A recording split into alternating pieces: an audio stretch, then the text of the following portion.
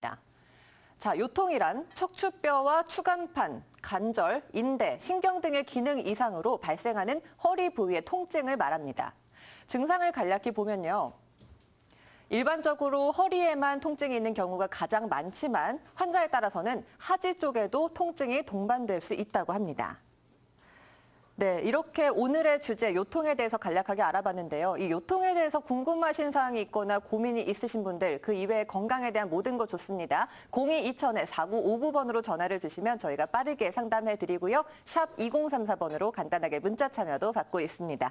자, 오늘 주제 요통인데요. 김인수 원장님, 저도 가끔은 허리가 뻐근하고 그러면은 약간의 통증이 올 때가 있는데 얼마나 많은 사람들이 이 증상을 앓고 있나요? 예, 현재 병원을 찾고 있는 환자분들 중에 허리 때문에 오시는, 요통 때문에 오시는 환자의 빈도수가 한 5번째로 많다고 합니다. 그리고 미국의 어떤 워싱턴 대학의 건강계측 평가연구소 내에 있는 국제연구 컨소시엄이 1990년부터 2013년까지 188개국에서 301종의 질환을 이렇게 연구해서 평가를 내렸는데요. 분석한 결과 건강 문제를 일으키는 가장 주요 원인 질환 중 하나가 요통이라고 밝혀졌습니다. 요통은 평생 동안 살면서 한 60에서 90% 사람들이 보통 아마 느끼고 있고요. 보통 1년에 발생하는 비율은 한 5% 정도 된다고 합니다.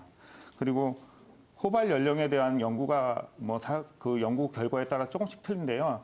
이제 나이가 많을수록 요통이 발병하는 빈도가 많아진다고 하고요. 보통 50대에서 한 60대 정도에서 제일 많이 발생한다고 나와 있습니다. 그리고 보통 경노동자, 그러니까 사무실에 있는 분보다는 아무래도 육체 노동을 하시는 중노동자 분들에서 좀 호발하는 게 더 많고요. 그다음 요즘은 규칙적인 운동을 하시는 분들한테서 요통이 그나마 조금 낮은 빈도로 나타난다고 합니다. 그리고 보통 운동을 많이 하시는 분들이 허리가 더 아플 것 같은데 요즘은 보면 이제 직장인들, 사무실에서 사무일을 하는 직장인분들이 더 많이 발생하고요. 요즘은 그러다 보니까 20, 30대 젊은 층에서도 많이 발생하고 있습니다.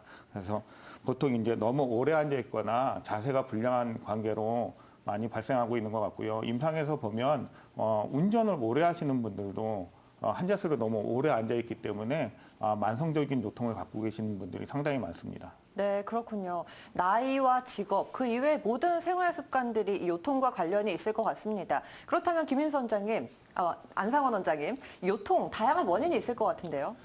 네, 우리 인간들은 동물들하고 틀리게 직립보행을 하고 있죠. 이 직립보행 자체가 요통을 일으키는 가장 중요한 원인이 될 수가 있습니다.